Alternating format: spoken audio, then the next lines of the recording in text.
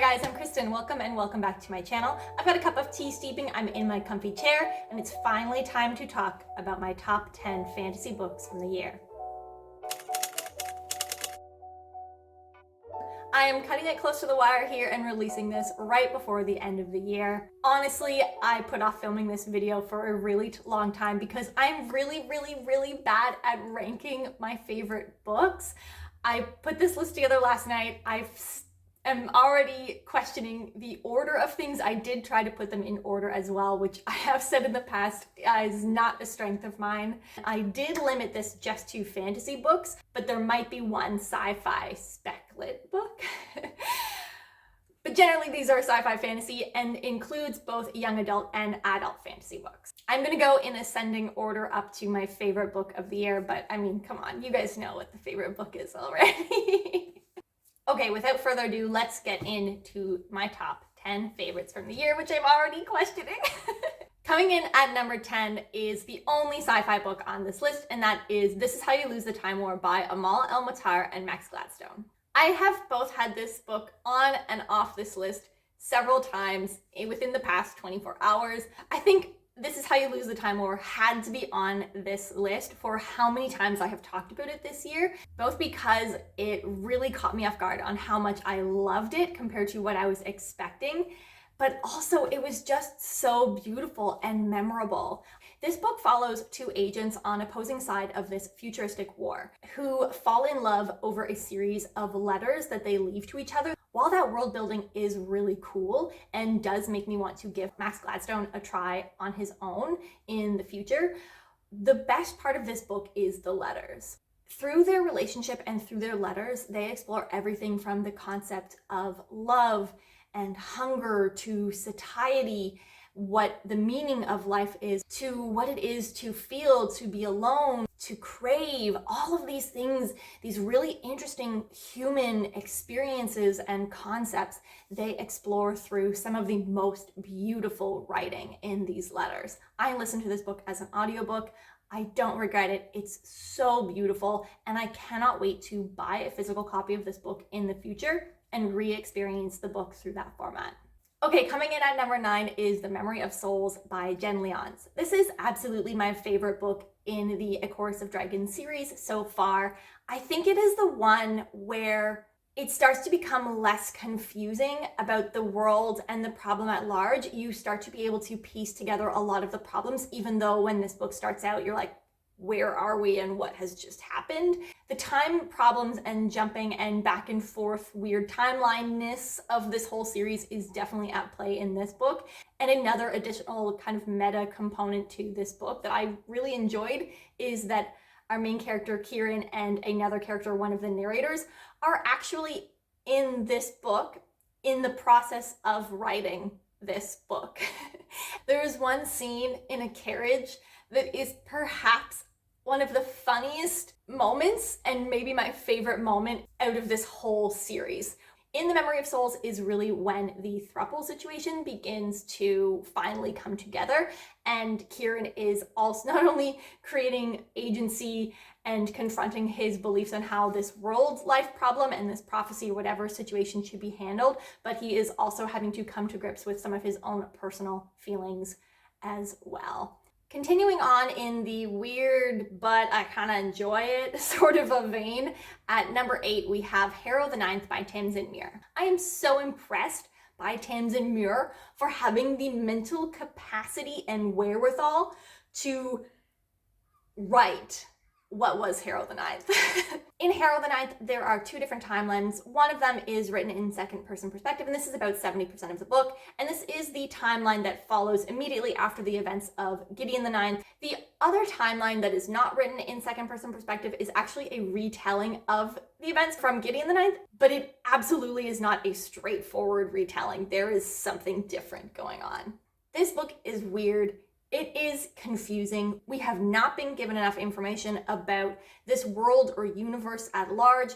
We don't understand the context of the history, but despite all of these very valid concerns and critiques, I had a really fun time with it.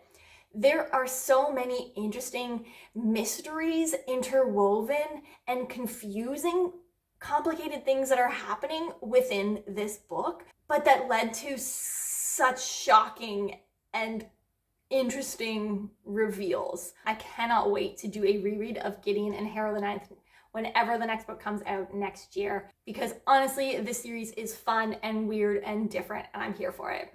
Switching things up completely, at number 7, I'm going to do sort of like a dual book here, and this is the first and second book in a series, Crown of Feathers and Heart of Flames by Nikki Pau-Preto. This is a young adult fantasy series featuring Phoenix Riders. It is so adorable. I read the first book for the Animal Companion and Magical Creatures readathon, and I immediately picked up the next book, Heart of Flames, because I fell in love with this world and these characters. There is a little bit of a Mulan element, there is a feminist element, there are complicated family dynamics and relationship dynamics, both in a sister relationship and a father-son relationship.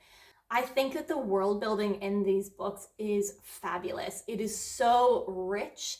And while I can't quite place the influences, it feels like a very real culture and real history. Veronica and Tristan are quite possibly one of my new favorite One True pairings. I think they had such an adorable, really cute, hate to friend to slow burn romance sort of a relationship, and it was a really healthy and supportive, positive relationship, which I think was a fabulous inclusion for a young adult book.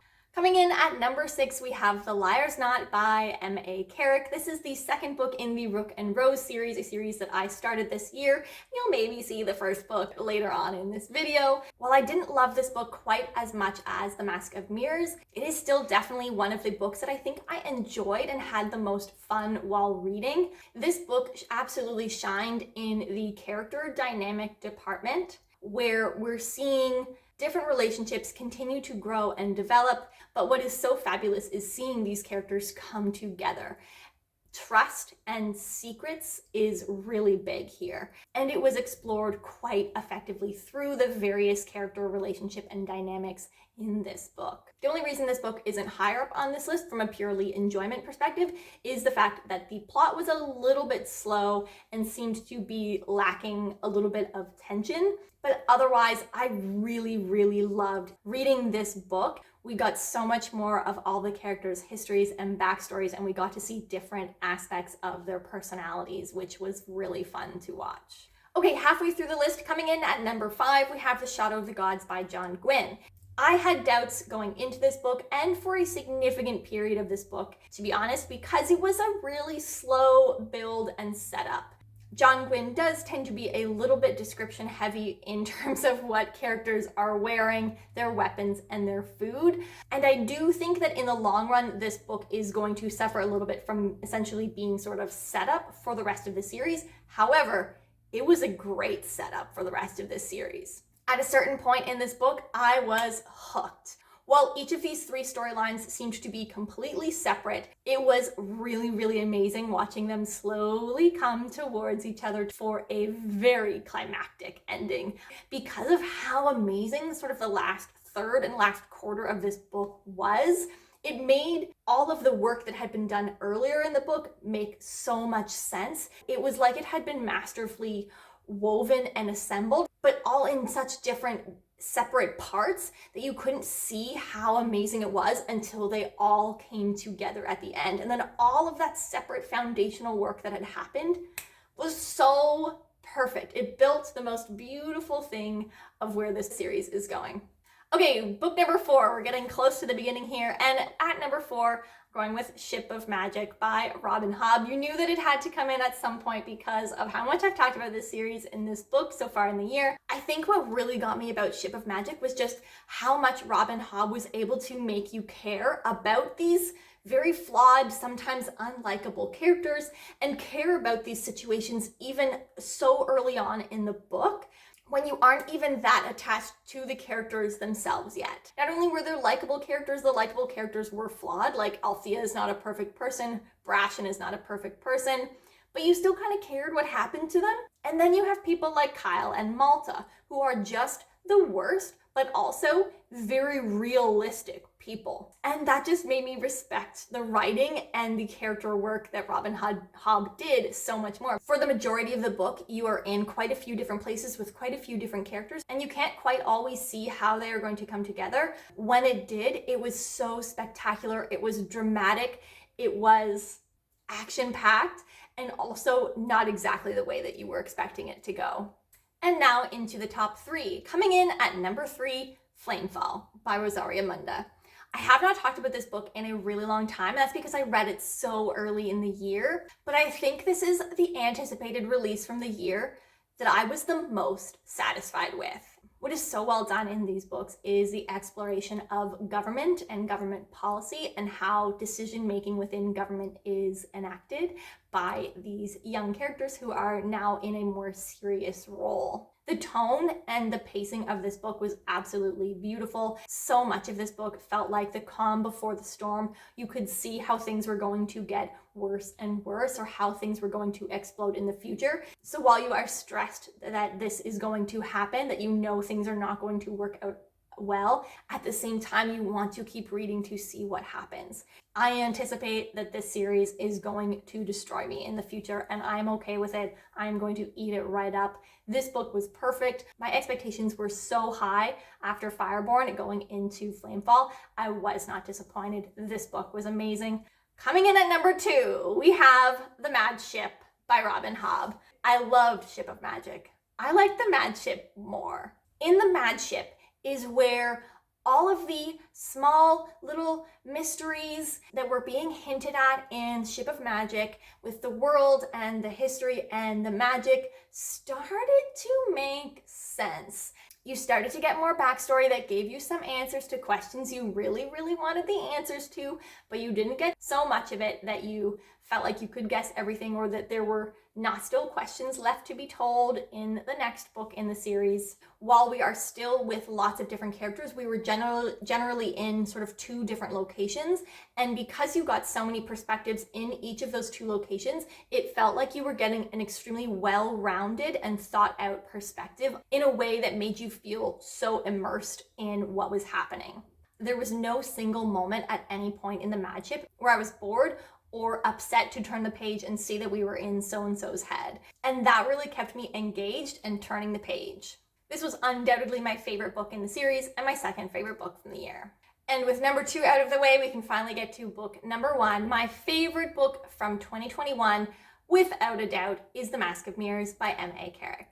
I almost didn't read this book because of a review by another booktuber whose opinion I generally trust and who I generally have a very similar reading style to. However, I watched a World Hopper video, and Angela from the channel Literature Science Alliance convinced me in this video that I might actually enjoy The Mask of Mirrors. I am so glad that I gave this book a try. This is a book that I put down and immediately wanted to pick up again.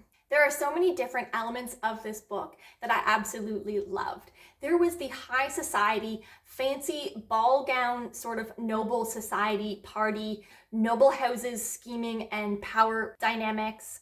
On top of that, you have Ren, who is trying to pretend and worm her way into that society. You get to see Ren's in-the-moment responses to when people start to question her or when something comes up, and how she chooses to handle and adjust in the moment in order to preserve the con. But then you also get the class and colonial city tension dynamic that is happening within this city. I also really love the mystery of who the Rook was, who was this masked vigilante within the city that I kind of describe as Batman meets Robin Hood. And one of the coolest parts of this book is that we get to see our characters interacting with different versions of our main character, Ren. And there is a really strong found family component to this book. While Ren does come in with an existing found family, there are really interesting relationship dynamics that grow and develop and change over the course of the book. So while it is not exactly a found family, it has a really strong feel in that sense.